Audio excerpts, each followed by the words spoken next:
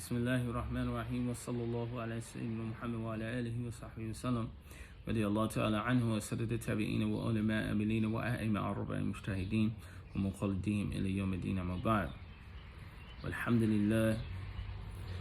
Eid Kareem.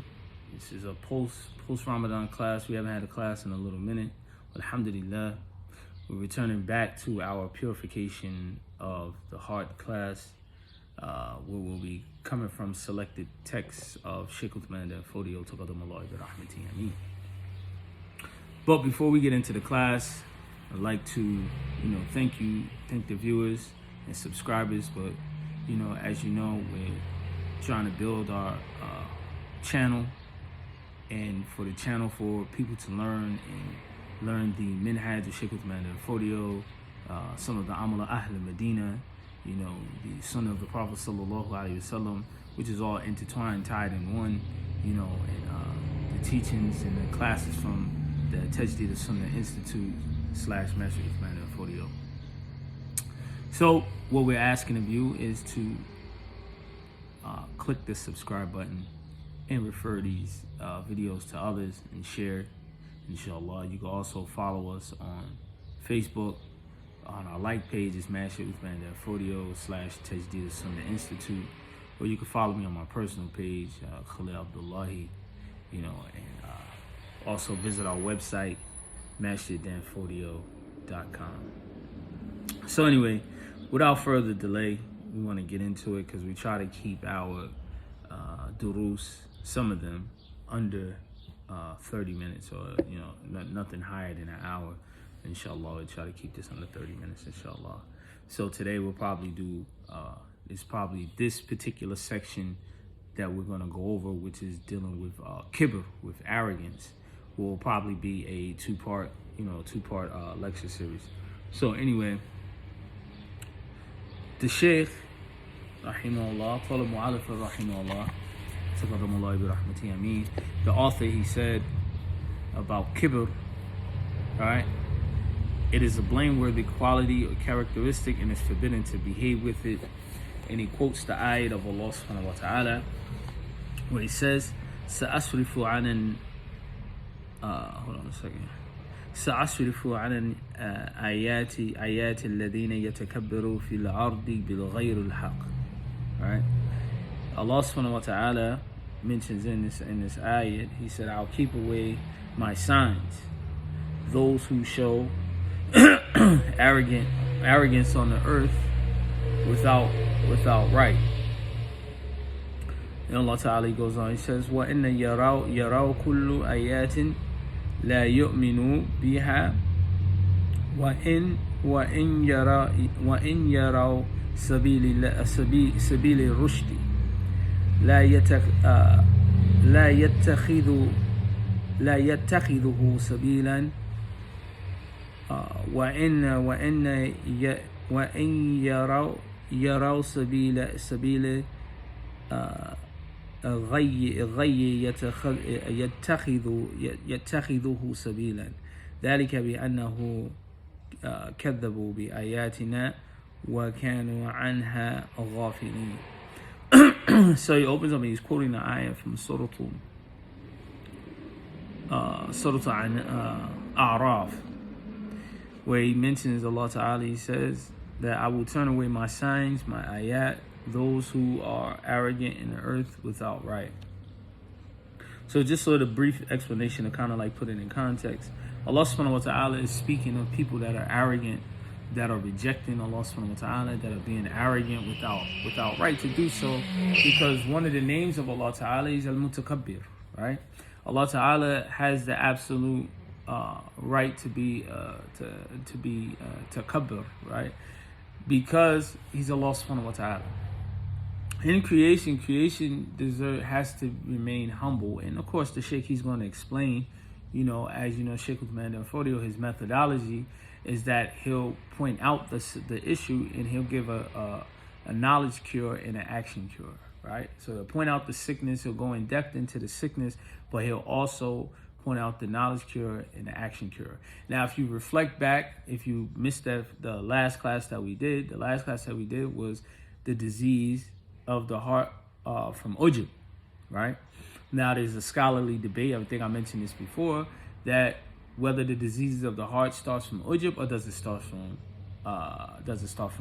arrogance, kibr, right? Does it start from conceit or does it start from arrogance?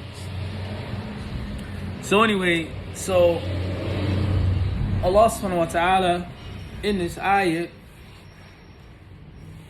is addressing people who are arrogant without right. It's unjust and indicating that the arrogance in response to arrogance in response to arrogant people is justified, since it is the act of arrogance in appearance but not in reality.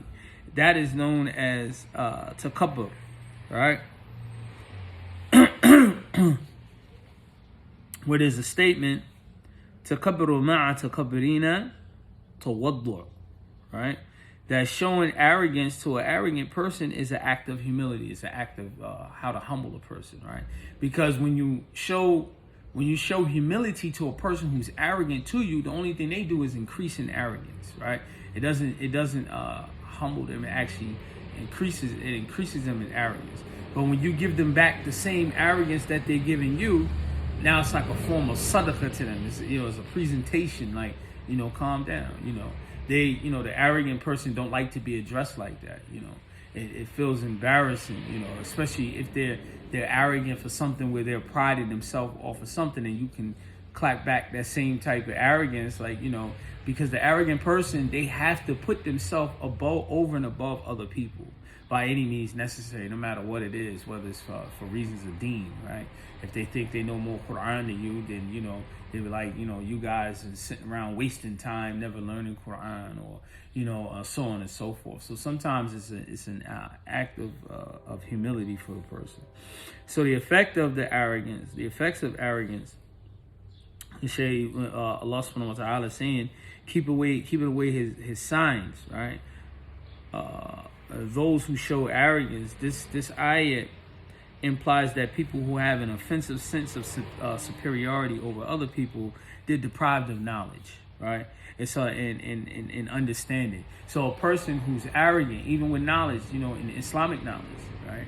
In a lot of cases you see this, and the Shehu is going to talk about these things. He's going to elaborate a little bit on it. I don't want to jump the gun too much and go too far into it. But however, the arrogance is there, right? It's a clear sign that a person does not have knowledge nor understanding of the deen, especially if he's being arrogant about the deen. Think about it with this statement of Pharaoh. Well, Allah Ta'ala tells you in the Quran that Pharaoh, he said, build me a tower so I can go see this Allah, right? This God of Moses, right? And so the arrogance is one, that they're placing Allah subhanahu wa ta'ala in the location. Two, in his mind, he doesn't know the true reality of Allah subhanahu wa ta'ala. He doesn't know about tanzih, that Allah ta'ala is not, he doesn't resemble his creation or like his creation in any way, right? And he's a created thing. And this is why when it was mentioned about the death of Fir'aun, that Jibril, they said that Jibril, when Pharaoh was drowning, that Jibril made it where he couldn't declare any shahada, anything, by his mouth being overwhelmed and consumed where he couldn't speak, right? And that is a form of humility for the arrogant one. Think of like people who, subhanAllah, it's not coming to me. He was, this guy had claimed, what was it, Ghulam Ahmed, he died in the toilet. People making claims. People make all kinds of claims, the whole thing, that at one point in time they held a lot of arrogance and pride, and Allah Ta'ala humiliated and debased them with their situation and making it go public. Now, so they're deprived of that. And the signs of Allah subhanahu wa ta'ala may be referring to the reference of the ayats that that were revealed from maybe the previous revelations, like the Torah, the Injil, but it's also making reference to the Quran as well, the inherent signs. So to proceed on, So the Shehu going into that, quoting that ayah from Surah Al-A'raf, he mentions that, and he says, as far as the reality is concerned, you should know that kibr, pride, is divided into an inward and an outward, right? The inward pride, its quality is within itself, and the outward pride is where it takes action, which it appears through the limbs. Takabbur, right? The name kibr is more appropriate for the inward reality, right? That inward arrogance that you feel inside about yourself, right? But as for the action, it is a result of the quality, and you should know that the quality of the kibr usually appear as an action. When it appears off the limbs, it is called takabbur. Okay, so if you were note jotting and making notes, that these point right here, you have kibr, that's more reference, is making reference to inward, right? Overall it is kibr overall, okay? But if it was broken down into categories, there's two categories: inward or zahir. Not zahir, batin, inward reality, or zahir, and the outward reality. The inward reality of kibr in itself is should be rightfully referred to as kibr. But those, in order to have that outward manifestation of kibr, which is known as takabbur, right? Takabbur. That outward manifestation, you won't have the outward manifestation unless it's inward, right? The same way that if you go back to lessons in Aqidah, that Iman is off the tongue, right? It's in the heart, it's permeated in the heart, and it'll be declared off of the tongue, and it also shows actions. The same thing with a person that's arrogant. He's internally arrogant. His arrogance is inside, right? Then he talks about himself all day. He praises himself. He's just full of himself, right? So that arrogance that's internal will also come off externally, and also then from there it'll also continue to come off external. That where he'll demonstrate it off of the limbs, and this is what the Sheikh was talking about.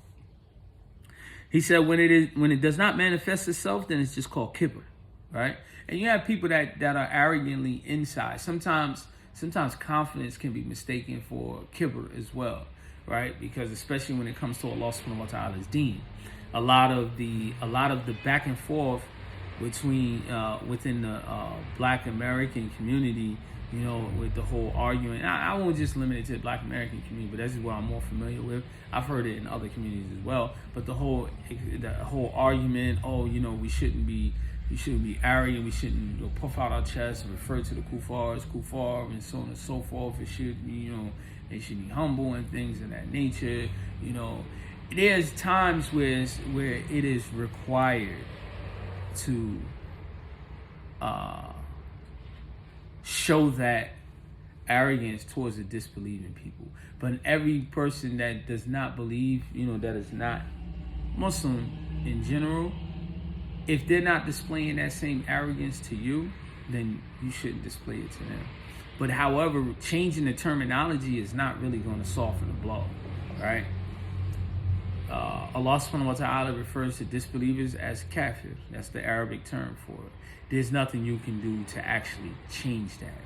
There's nothing you can do to change that, despite of how you use it. Now, when you're communicating in your Ajami language, meaning your non-Arabic language, and you're making reference where you're trying to communicate to someone where they can relate to you, then you can, you'll use words that will come off less condescending and less inflammatory, right?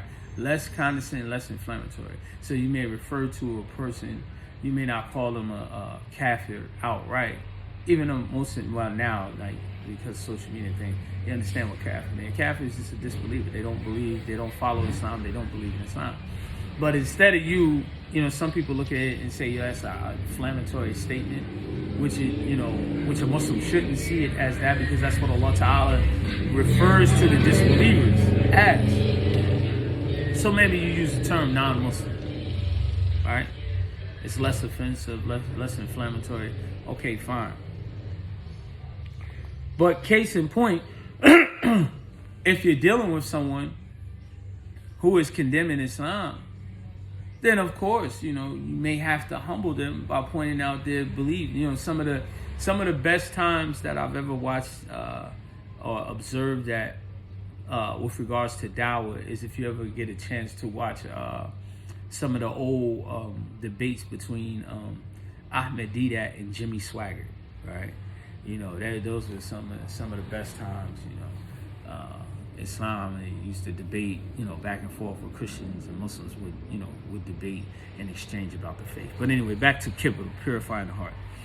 Its basis is the quality in itself, which manifests itself in satisfaction and pleasure as seeing the self above anyone else, whom a person considers himself superior. The mere exhalation does not make someone arrogant, okay? So if you praise yourself to some extent, it doesn't necessarily mean you're arrogant. It may mean that you're confident about your skill set or your quality that you possess. However, the Sheikh, he says, he might exalt himself while seeing that another person is greater than him or his equal, so that you recognize other people's skill set. So if you have a particular quality in one area, but you recognize other skill set and you don't put them down or place yourself above them, then this is what the Sheikh is saying, that this isn't necessarily arrogance, right? He said, in this case, he's not overbearing towards him, nor is it enough merely to disdain others. In spite of his disdain, a person might see himself as more despicable, and therefore he would not be considered arrogant, right? But he must see that he has a rank and someone else has a rank, and then see his rank as above the other's rank, right? So he said, and when he exalts his own value in relationship to someone else, he despises the one below him, and he puts himself above the other's company and confidence. If it is very, so he's talking about the arrogant person. So if the person's arrogance is extreme,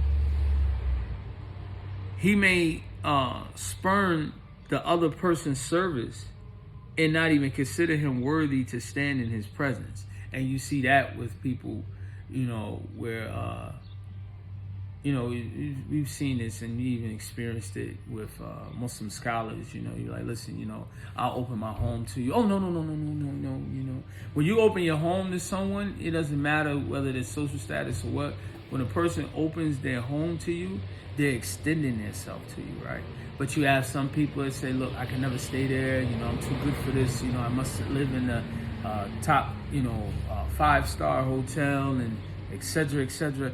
This is a whole different thing. He sees himself beneath. He doesn't want to interact with the people. He doesn't want anything to deal with the people, that he's dealing with. Or he may look at your dish as inferior. How do you bring this dish to me? What do you look like? I'm above, eating shrimp and grits. What is this rubbish that you're feeding me? And so on and so forth. This person. So this is an extreme case. He says, and Sheikh says, if it is less extreme, he may just reject his basic equality and put himself above this in other assemblies, and wait for him to begin the greeting and think that it is unlikely that he will be able to fulfill his demands. And if he objects, the proud man scorns to answer him, and if he warns him, he refuses to accept it, and if he answers him back, he gets angry. When the proud man teaches, he's not courteous to his students, right? Because teaching isn't a manner, it's a trust. Not only is it a manner, but it's also a service. Okay, it's also a service that you're making sure that the person or the persons learn what is necessary for them to know, right? A lot of times, some people, when they teach, they talk down on people, they address them, deal with them as if they're dealing with, some sort of animal, or they don't consider you good enough to teach. You also have that. And I've experienced a lot of these things in my years and my journeys of teaching, teaching Islam. So anyway, to continue, So he says, when he looks down upon them and rebuffs them, right? He's very condescending towards them, exploits them. He looks at them, he looks at the common people as if he were looking at donkeys, as if he was looking at an ass, right? A donkey. That's how condescending he is, towards them. Even now, like, now if, you haven't studied in the desert somewhere, then your knowledge is no good. If you haven't graduated from a university, your knowledge is no good. Your qualifications and your sacrifices is just as good as a person who studied, 25, 30 years, in some pristine university. And the reason being is that you made out that sacrifice to go out to seek knowledge. When you go out your way to seek knowledge, that is a sacrifice you made. Can you imagine? But here it is, a person that reside in one area in order to learn and get knowledge, and then come back and is arrogant, about their status, their maqam, their station over and above this person. But the Sahabas, you didn't find the Sahabas like that. You found the Sahabas with the Prophet sallallahu alaihi wasallam, right? And some knew more than others, right? Some knew more than others. And after the death of the Prophet sallallahu alaihi wasallam, there was made reference. Some Sahabas were more knowledgeable in certain areas than others, and so on and so forth. But here we are today in this millennial years, where people are condemning each other, because of these things. They're not saying, hey, people are, here debating about madhahibs, but don't know the qawaid, or, the usul, or the shurutul salat, the conditions for the prayer, right? They don't understand that those, they don't know what breaks wudu and so on and so forth. That is kind of like a indicator saying, hey, stay in your lane. You're jumping the gun. You need to humble yourself a little bit, right? Or you ask a person that's trying to be arrogant and is always trying to debate with you, well, what about this? And you guys are ignorant about this. Well, look, what is this, right? Tell me, explain to me this. See, this is why we have to have this understanding, because the thing is in order to correct the knowledge, that you have to humble the person. That's what we was talking about, that statement, that sometimes the arrogance to an arrogant person is a form of humility, right? Now, so anyway, so he says, if he's less extreme, he may reject the basic equality. Just reiterating, putting himself above these others in assemblies, and wait for him to begin the greetings, right? Because sometimes we do that as well. We sit back and wait for other people to speak to us before we speak to them, right? You think that it is unlikely that he'll be able to fulfill his demands, and if he objects, the proud man scorns to answer him.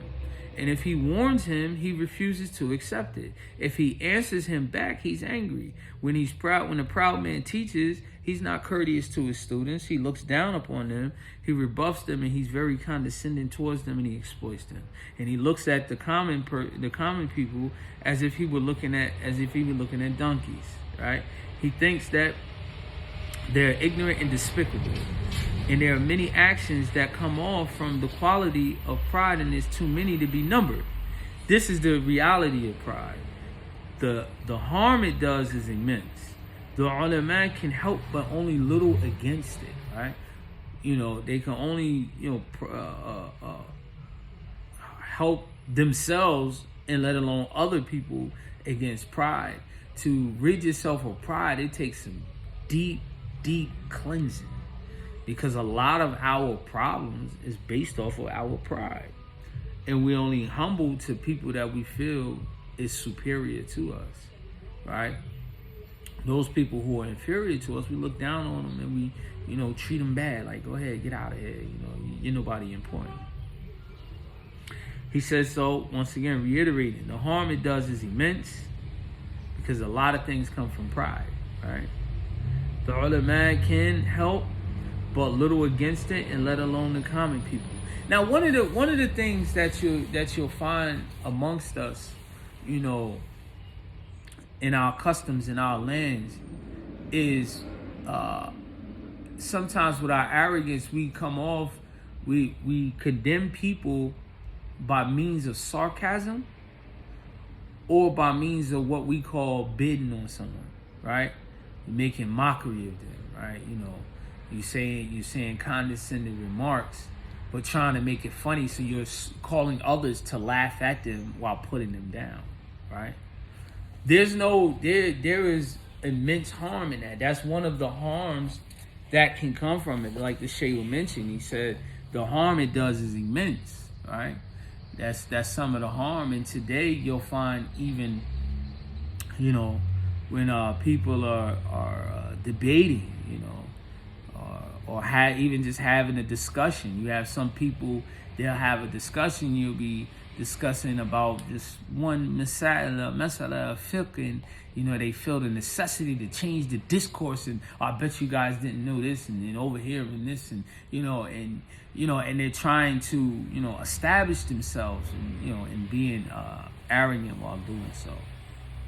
So this is why he says the ulama can help but little against it. It's very little they can do to really help you. They can point out the signs, and sometimes they got to protect themselves against it, right? Because some people, the more you learn, the more arrogant you learn. Like the Shehu, he mentions in Umdatul Bayan, he talks about the same subject in Umdatul Bayan, and he talks about arrogance. He says that if a person, the seed is bad, like you planted a bad seed and you water it, you're only gonna grow rotten crops or bad fruit, for lack of better words. And so you have the same exact issue. You're already arrogant, and then you start learning, right?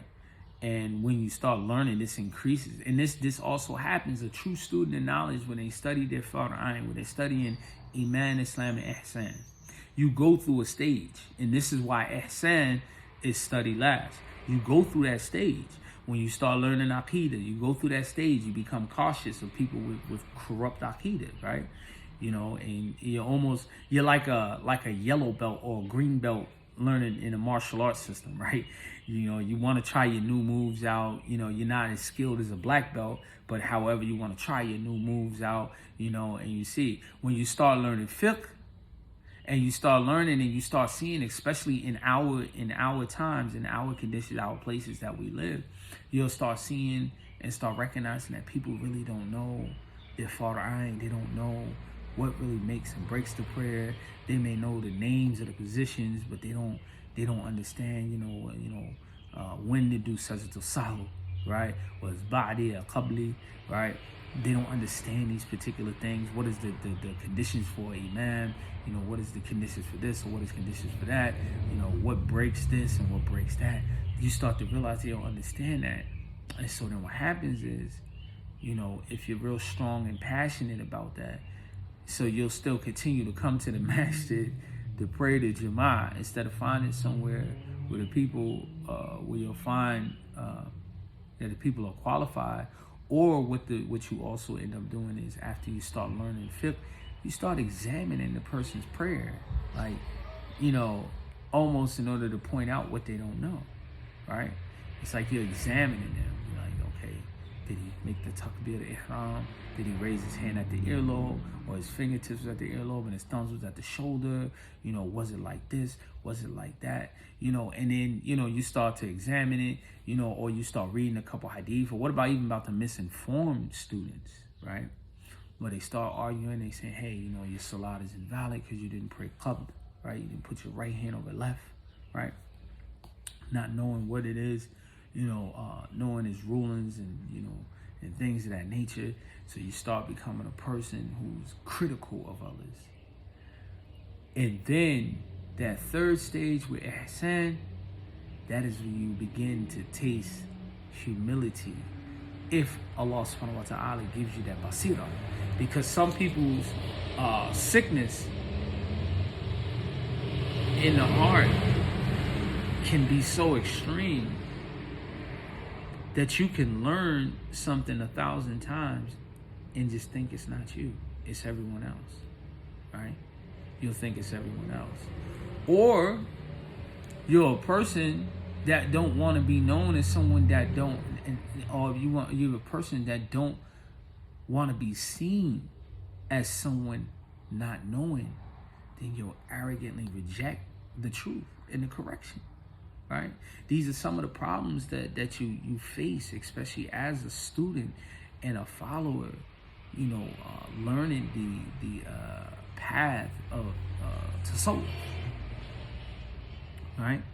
So anyway, so he says, to continue on, so he says, rereading, the harm it does is immense, and the ulama can help but little against it, and let alone the common people, right? How could its harm be other than great when it comes between a man and all of the qualities of a believer? Now this is deep. Now I want you to think about this as well on different levels, right? Rival gangs.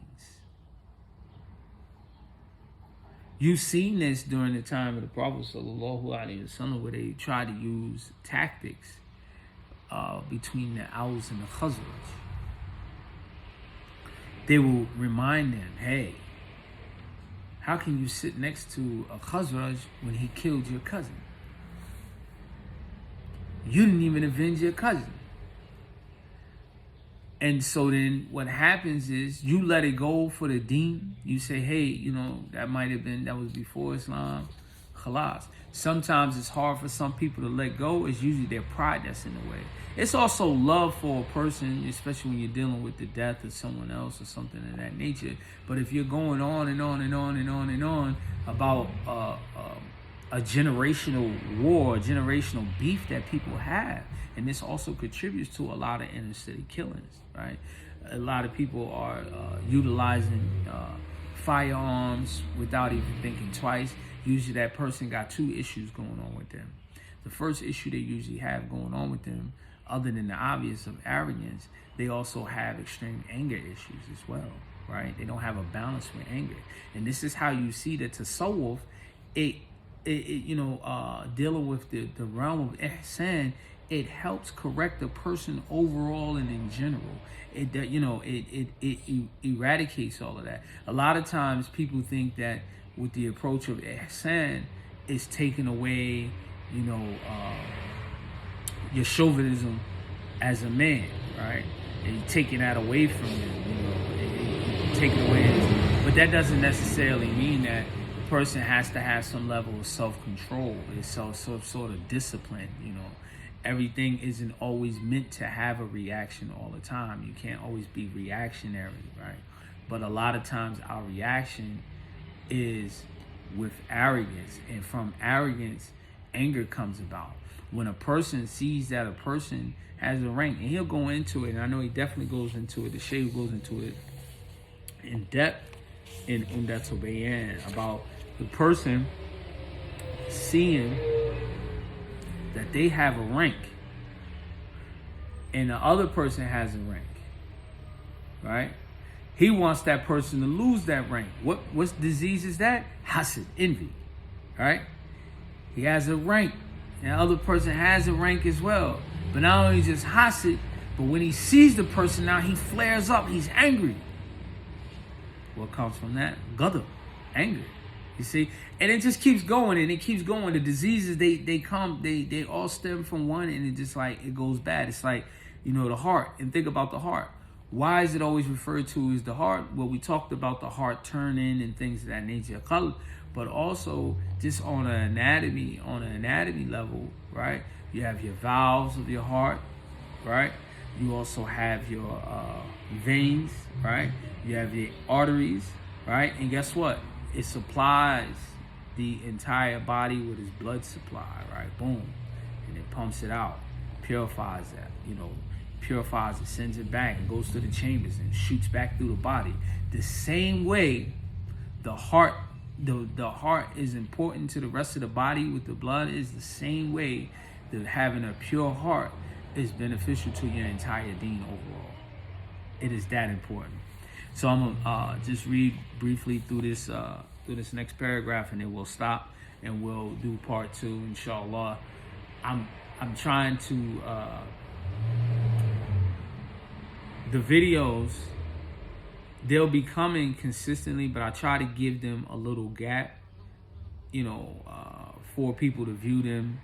I'm treating it, although it's a recorded class, I'm still treating it as if it's a live class, because that's the whole point of the subscription not just to get, to gain popularity or things like that, but the subscription for those who are actually dedicated to the lessons and classes. You'll get notification. That's why it's important to subscribe. Tajdid Sunnah Institute on YouTube. That's why it's important. So we'll, keep these things. And we also have a SoundCloud channel as well, where there's more frequent posts there. Friday khutbahs, a lot of lectures and things of that nature. We have some things that's just on Facebook exclusively. So, you have to follow, and find our groups as well, inshallah. And then, so the Sheikh, he says, that arrogance, the harm can come between a man and all the qualities of a believer. Because what happens to a believer, the believer is his characteristics are the opposite of the evils that come through. We talked about hasid, right? About envy, okay? The opposite of a person is a person that's not going to be envious, right? He's a person that's angry. You're not going to be angry. The qualities of believers is the opposite of the diseases. So he says those qualities are the doors of the garden, the doors of Jannah. Pride locks all those doors because it's impossible for him to want for the believers what he wants for himself. While there's anything of the importance, anything of self-importance in him, right? And we know that the Prophet sallallahu alaihi wasallam, he said, what did he say? He said, "La yu'minu." That person doesn't believe. "La yu'minu ahadukum hatta yuhibba li akhihi ma yuhibbu li nafsihi." Right? Arrogance don't want nobody else to have anything. Right? You'll find that displayed in all aspects of Islam. Right? Sometimes you don't want the person to know what class you're taking. You don't want the person to benefit from the same teachers you benefited from. You don't want the sister to marry into your family. Why? Because of self-interest. It's all about yourself. Right? But here the Prophet ﷺ is telling you that your belief is not complete. La yu'minu ahadukum hatta yuhibbu li akhihi ma yuhibbu li nafsihi. Right? You're not going to love for you're not a believer. Your belief isn't complete. You can have iman. La ilaha illallah Muhammadur Rasulullah. Right? You also have your iman. You'll also have the proper belief, but there's some taintedness there, so it's not akmalatu. It's not complete. It's not complete iman. You have iman. You have tasdiq bil qalb, but it's not in its completeness where it's full and it's radiant. Right? Think of the NBA. Everybody's a basketball player, but then you have those people who are superstars. And every basketball player isn't that superstar caliber player, or what they call them, a max contract player, or a super max contract player, right? Everybody's not of that quality. Now, so anyway, he says it is impossible for him to have humility, and humility is the beginning sign of the qualities of those who guard themselves out of fear of Allah subhanahu wa ta'ala. Right? While there is any self-importance in him, it is impossible for him to remain truthful while there is self-importance in him. Why? Because you become a liar because you don't want to give the person the credit. Right? That's what they call hating. Right? You're like, oh, mashallah, you ever go down to Shehu Uthman Dan Fodiyo, Khalil, he's nobody. I would never take nothing from them. Lying. When you have teachers that lie and say they never taught you anything. I never taught him before. I never gave him ijazah. That's why ijazah is just a big business now. In order to lord over people, only the humble will give you ijazah and put it in its proper context. Right? Ijazah, where they give you permitting you to narrate on their behalf, or it's like a sign of completion that you learned something, or you might not even learn anything at all, because some ijazahs can just be written in a book. I can write a book and say whoever get this book has ijazah to teach it. So this is the American fitna that you have, the American conundrum. What we have to do is, as Muslims, those who want to be ahlul haq, people on the haq and on the straight path, right, is that we have to step out of the fight and step back and start living and approaching Islam from the perspective of the Sahaba, where they were very humble. And when they made a mistake, they were eager to correct their mistakes, right? It wasn't about, the big I's versus, in the little U's. It was just about the deen. There was nothing more important than establishing Islam, establishing the deen, and spreading the deen in this context. So anyway, so he says it's impossible for him to abandon envy while there's self-importance in him. It is impossible for him to abandon anger while there's self-importance in him. It is impossible for him to abandon rancor while there's self-importance in him. It is impossible for him to offer friendly advice while there's self-importance in him. It's impossible for him. It is impossible for him to accept friendly advice while there's self-importance in him. He is not safe from contempt and slander of other people while their self-importance is in him. Because an arrogant person, they also gain the hatred, animosity of others because of how they put themselves and place themselves over and above others, and people will begin to slander you in order to chop you down too. So then you got nothing but a vicious cycle of kibr and takabbur going on round and round in a circle, right? So he says there's no praiseworthy quality, but he is incapable of it from the fear that his self-importance will slip away. And so we're going to stop there, inshallah. We went over our 30-minute mark. We went into 40 minutes. So we like to stop there. But once again, like I said, if you haven't subscribed, please subscribe. Encourage others to subscribe if you find this knowledge to be beneficial, knowledge that you obtain and you learn from it. Spread your information. That was the way of the Sahabas. When they learned something, they went back and took it back to their family. Spread the information. Not only just listen to the lecture and learn the words verbatim, but be able to learn it and articulate it, because that is when you know that you understand the knowledge. And then be truthful with your knowledge. Just stop where your knowledge stops at. That is the only thing that you have to do. Because the Prophet ﷺ, he told us, Baligo anni walau ayat, convey from me even if it's only one ayat, right? So we uphold that, we live by that, and we spread the knowledge that we learn. We stop where our knowledge stops at, and we just look forward to, displaying and implementing, learning, implementing, and displaying good character, proper behavior, mu'amilat, right? Not just behavior and smiling and shaking hands and things of that nature, but also learning the adab al-sunnah, the etiquette of the sunnah, how to perform things properly, do things, and things of that nature.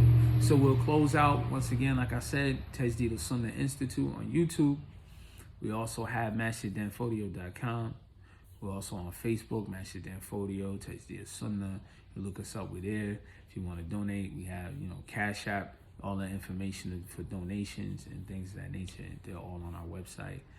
Barakallahu feekum. Assalamu alaikum wa rahmatullahi ta'ala wa barakatuh.